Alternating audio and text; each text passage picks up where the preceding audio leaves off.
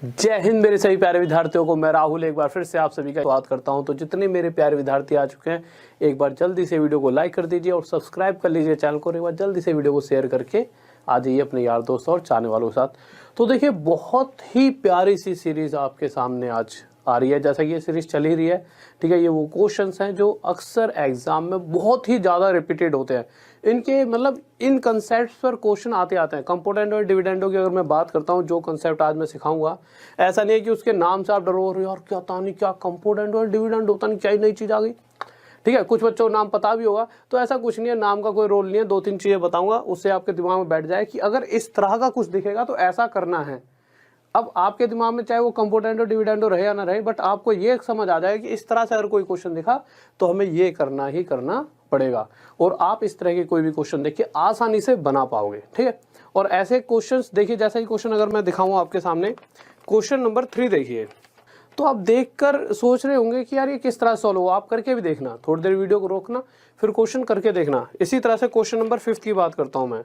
तो क्वेश्चन 5 देखिए, पर मैं कहूं कि कुछ ही देर बाद इन सभी क्वेश्चंस को आप विद इन सेकेंड सोल्व करने वाले हो। ठीक है, खुद ही कर लोगे, बट कुछ चीज़ें मुझे बतानी पड़ेंगी। वो क्या है, क्वेश्चन हटाइए सर। तो कुछ चीज़ें हैं जो बतानी पड़ेंगी मुझे। जैसा कि मैं अगर आपसे एक छोटी सी बात पूछूं, ध्यान से सुनेंगे। a/b 7/6 है, ठीक है, और मैं आपसे बोल देता हूं कि a+b अपॉन में a-b बताइए, तो आप क्या कहोगे, सर इसमें तो कोई बहुत बड़ी बात नहीं है, क्योंकि हमने आज तक क्या सीखा है कि a के सामने वाली वैल्यू a की और b के सामने वाली वैल्यू b की। सिंपल, बस a की वैल्यू यहाँ पुट कर दो, b की यहाँ। तो ये 7 + 6, ये 7 - 6, 7 और 6 13, और 7 - 6 1, यानी ये क्या आ जाएगा हमारा आंसर। मैं कहूँगा भाई बात तो बिल्कुल सही है। पर अगर इसी क्वेश्चन को मैं कंपोनेंट और डिविडेंडो से करना चाहूँ, आप कहोगे सर उससे करना ही क्यों जब आंसर आ गया। क्योंकि देखिए, किसी भी एग्जाम में इस तरह का बच्चे वाला क्वेश्चन वो नहीं देगा। ये क्वेश्चन तो सिर्फ मैंने आपको कंपोनेंट और डिविडेंडो, शॉर्ट फॉर्म में कहें तो CND, इस चीज़ को समझाने के लिए लिया है। क्योंकि देखो, छोटी सी चीज़ जब आपके दिमाग में बैठेगी तभी जाकर आप बड़ी चीज़ों को समझ पाओगे। तो समझते हैं CND है क्या। जैसा कि अगर मैं यहाँ CND लगाता हूँ, जैसे ये लिखा हुआ है और इसके ऊपर मैंने CND लगाया, तो CND का मतलब होता क्या है, उस बात को ध्यान से सुनेंगे।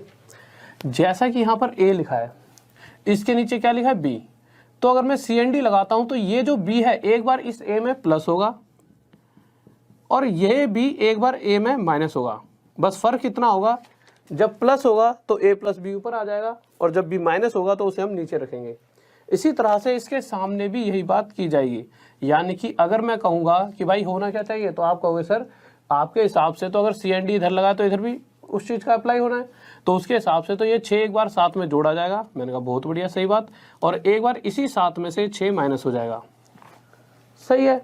अब होगा क्या, तो a + b अपॉन में a - b हमारे पास कितना आ चुका है, 7 + 6 13, और 7 - 1 6 1। तो यही चीज़ हमने यहाँ पर निकाली थी और यही चीज़ हमारे पास यहाँ पे आ चुकी है। चलो, इतनी सी बात आपको क्लियर हो चुकी होगी कि CND है क्या। ठीक है, अब आप एक बात बताइए, आपको इतना तो पता लग चुका है कि अगर कभी भी ये लिखा जाए, जैसे जल्दी से एक बार और ले लेते हैं, a/b 5/4 है, तो a + b, अगर मैं इसमें CND लगा देता हूँ तो ये क्या बन जाएगा, एक बार b इसमें जुड़ जाएगा, एक बार b इसमें से माइनस हो जाएगा। इसी तरह से सामने भी 4 एक बार 5 में जुड़ेगा 9, और इसी 5 में से 4 का जो डिफरेंस होगा वो नीचे आ जाएगा। यही चीज़ सीखी थी। पर अभी तक ये सिंपल इस तरह से दिया गया है। अगर बात इस तरह से आ जाती है, कैसे, अगर आपके सामने वो ये दे दे, ध्यान से सुनेंगे क्या देना चाहता है वो, अगर वो ये दे दे a + b अपॉन में a - b = 30 लिख दे, सिंपल ऐसा लिख दिया, और आपसे वो a/b पूछ लेता है। क्या पूछ लेता है कि बच्चों a/b बताइए, आपसे पूछ लिया। अब आप सोचोगे कि यार a/b कैसे निकाला जाए। अब आप यहाँ पे वैल्यू सोचोगे a और b की अपने दिमाग में। ये तो यहाँ तो आपको क्लियर है, अभी तो सोच लोगे, बट पेपर में आप अपने दिमाग में कुछ वैल्यू सोचोगे, और ये तो बहुत आसान सा दे दिया है। ठीक है, तो एक तो तरीका आप वैल्यू सोच लो, बट दूसरा तरीका क्या है, देखिए, अगर यहाँ से यहाँ पहुँचा तो CND लगाया, दोबारा से अगर मैं इस पर CND फिर से लगा दूं तो मैं यहाँ से यहाँ पहुँच जाऊँगा। रिवर्स कैसे, देखिए सिंपल, आपको एक बात समझनी है। अगर मैं दोबारा से इसमें CND लगा देता हूँ तो जब भी इस तरह से कोई क्वेश्चन आपको दिखाई जाए या कैसा भी एक ऐसा क्वेश्चन आपको दिख जाता है कि ये वाली वैल्यू और ये वाली जो दो वैल्यू है इनमें से इधर वाली में एक बार मतलब इधर वाली वैल्यू एक बार इसमें प्लस हो रखी हो और ऊपर लिखा हो, और इसके सामने वाली वैल्यू एक बार इसमें से माइनस हो रखी हो और नीचे लिखा हो, अगर इस तरह से आपको कुछ भी दिखे तो उसमें CND लगाते ही जो ये वाली वैल्यू होगी ये ऊपर रह जाएगी और इसके साथ जो एक बार प्लस हुई है और एक बार जो माइनस हुई है वो नीचे आ जाएगी। तो ये हो गया A/B। अब आप बात समझ पाए होंगे। और यहाँ पर क्या है, यहाँ पे तो भाई 13 में नीचे कुछ नहीं है 1, तो इसमें तो वही वाली चीज लगेगी भाई, एक बार 13 में एक जुड़ जाएगा और एक बार 13 में से एक घट के नीचे आ जाएगा। बस अब सोल्व कर दीजिए, तो सोल्व करने पे A/B क्या आ जाएगा, 13 और 1 14, 13 माइनस 1 12, 2 7 जा 14, 2 6 जा 12। तो A/B फिर से हमारा 7/6 आ चुका है। अब आप इस बात को आसानी से समझ पाए होंगे मैं क्या समझाना चाहता हूँ। देखिए मेन चीज़ है कंसेप्ट को समझना। क्वेश्चन तगड़े तगड़े हो कुछ नहीं होता, क्वेश्चन कोई बड़ा छोटा नहीं है, आता है तो आसान है, नहीं आता तो हमारे लिए मुश्किल है। ये बात मैं हमेशा समझाता हूँ, कोई भी क्वेश्चन मुश्किल और आसान नहीं आता होता, बस हम पर डिपेंड करता है हमें कितना आता है। ठीक है, तो अगर आपके सामने इस तरह से कुछ लिखा आ जाता, अब जल्दी से आप सभी बताएंगे, और बिल्कुल मैं नीचे से इसलिए लेकर जाता हूँ आपके चाहे 5 से 6 मिनट एक्स्ट्रा लगे, बट चीज़ आपके दिमाग में हमेशा के लिए रह जाए। अगर यहाँ पर A+B/A-B ऐसे लिखा होता 9 और हमें A/B चाहिए होता, तो आप सिंपल करते क्या, अब आपको पता लग चुका होगा। अगर ये इसमें मैं CND लगा देता हूँ तो सबसे पहले यहाँ पे कुछ नहीं, नीचे 1 लिख देंगे, तो आपको पता है कि भाई इन दोनों में से जो इधर लिखा है वो ऊपर आ जाएगा और इसके सामने वाली जो वैल्यू है नीचे। ठीक है, इन दोनों में नीचे वाला एक बार इसमें प्लस होगा 10 हो जाएगा, और नीचे ही वाला इस ऊपर वाले में हमेशा माइनस होगा, एक बार इसी में प्लस इसी में माइनस, माइनस होने के बाद वो नीचे आ जाएगा। तो 2 से 5 पे, 2 से 4 पे, ये आंसर आ गया। अब क्वेश्चन देख लेते हैं। ठीक है, क्योंकि क्वेश्चन इतने आसान नहीं दे रहा, वो कभी ऐसे क्वेश्चन भी आया करते थे, एक वक्त था जब इस तरह के क्वेश्चन भी आपको देखने को मिल जाया करते थे, पर वो वक्त नहीं रहा, वक्त बदल चुका है। ठीक है, और ना ही उस तरह के बच्चे रह गए। आप सभी बहुत टैलेंटेड हो चुके हो, आप मतलब बहुत ही ज़्यादा खिलाड़ी हो चुके हो। तो पहला क्वेश्चन देख लेते हैं, क्वेश्चन नंबर 1। तो पहले क्वेश्चन की तरफ आ जाते हैं, और इसीलिए ज़्यादा से ज़्यादा मेहनत करो, क्योंकि आपसे जो छोटे आने वाले हैं, जो आपके ही भाई बंधु हैं नए, तो आप देखते होंगे कि आपके भाई हमेशा जो छोटा होता है वो आपसे ज़्यादा होशियार है, और बहुत छोटे छोटे से नन्हे उन्ने तो बहुत ही खिलाड़ी हैं। तो नई जनरेशन तो और ज़्यादा टैलेंटेड निकल रही है। तो जल्दी से मेहनत करो। कोर्स के बारे में मैंने बता ही दिया आपको कि कोर्स ले लीजिए। ठीक है, तो कोर्स ले लीजिए एक बार, कोर्स के बारे में सारी इन्फॉर्मेशन मैंने दे दी है बीच में। ठीक है, तो कोर्स लेके तैयारी में लग जाओ। क्वेश्चन देखिए क्या कर रहा है। पहला 3x + 1 3x - 1 8/5। उसने पूछ लिया कि x बताइए। अब आपने क्या देखना है, क्वेश्चन देखा, आप सोचोगे पहली बात तो यार नॉर्मल आप सोल्व करो, इसकी इसमें मल्टीप्लाई, इसकी इसमें मल्टीप्लाई, जैसे सारी दुनिया करेगी। एक वो सारी दुनिया होगी और एक आप होंगे। आप इसे देखते समझ जाओगे इधर और इधर अगर देखा जाए तो इसमें एक बार सामने वाली जो प्लस हो रही है वही इसमें एक बार नीचे माइनस हो रही है, यानी यहाँ CND लग सकता है। तो आपके दिमाग में सीधा छूटा कि CND लगा दिया जाए। आपने लगा दिया, लगाते ही ये जो इधर वाला है 3x ऊपर आ जाएगा और इसके सामने वाला 1 नीचे आ जाएगा। ये क्या हो जाएगा, इस 8 में एक बार 5 को जोड़ा जाएगा 13, इसी 8 में एक बार 5 को माइनस होगा 3। बस फर्क ये है कि जिसको जोड़कर लिख रहे हैं वो ऊपर और माइनस करने के बाद जो लिख रहे हैं नीचे। ये 3 इधर नीचे आके मल्टीप्लाई होगा और x = 13/9 आ जाएगा। और यही हमारा आंसर जो कि हमसे पूछा गया है कि x कितना है, 13/9। बस विद इन सेकेंड आपने आंसर दे दिया और उसे आगे निकल चुके हो। अब अगले क्वेश्चन पर आते हैं, सेकंड क्वेश्चन, और जल्दी से सभी बच्चे आंसर देंगे कि सेकंड क्वेश्चन का आंसर क्या होगा। तो अभी तक तो सभी का आ भी चुका होगा। तो देखिए दूसरे क्वेश्चन की अगर हम बात करते हैं तो क्या कह रहा है, 7x + 1 7x - 1 = 11/3, और उसने पूछा है कि फिर से x बताइए। तो आपको पता है कि अगर इधर मतलब इस वैल्यू में एक बार सामने वाली प्लस और इसी में एक बार सामने वाली माइनस, और इस तरह से अगर कोई भी चीज़ आपको दिखाई जाए तो यानी इसमें CND लग सकता है। और CND लगाते ही ये जो आगे वाला लिखा है 7x, ये हिस्सा ऊपर और इसके सामने वाली वैल्यू नीचे। यहाँ पर नीचे वाली को प्लस कर दो 14 और नीचे वाली को एक बार माइनस कर दो 8। बस ये है कि जो प्लस होकर आएगा वो ऊपर और जो माइनस होकर आएगा वो नीचे। काटा पीटी कर दो 7 से 2 पर, 2 से 4 पर, यानी x की वैल्यू क्या आ गई 1/4। और यही हमारा क्या हो चुका है आंसर। अगले क्वेश्चन पर आते हैं, बहुत ही बेहतरीन सा और प्यारा सा क्वेश्चन। तीसरा क्वेश्चन देखिए क्या कर रहा है। देखिए तीसरा क्वेश्चन विद इन सेकेंड आप सोल्व कर सकते हो, पर उसके लिए एक बार क्वेश्चन हटाइए। आपको एक फॉर्मूला ध्यान होना चाहिए, वो फॉर्मूला है a माइनस बी की होल क्यूब और एक होता है a प्लस बी का होल क्यूब।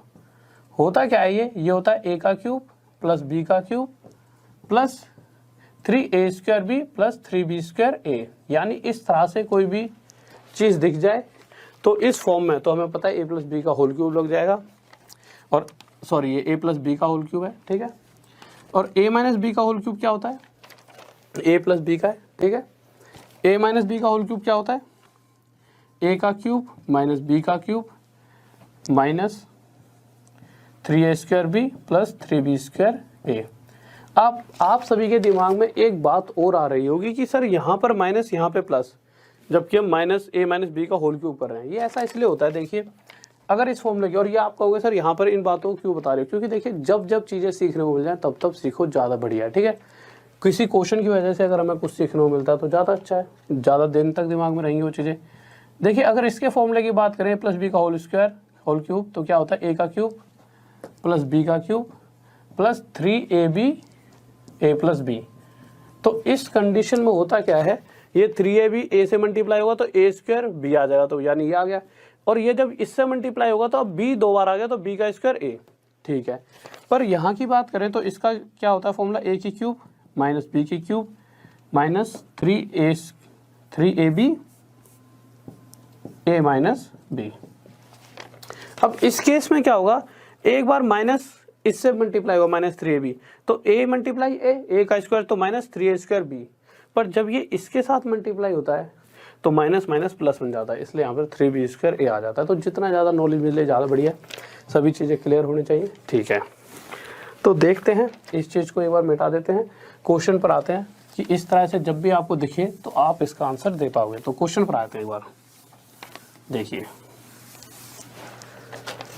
क्वेश्चन में क्या दे रखा है, कह रहा है x का क्यूब प्लस 3x अपॉन में 3x का square plus 1 equals to 189 upon में 61।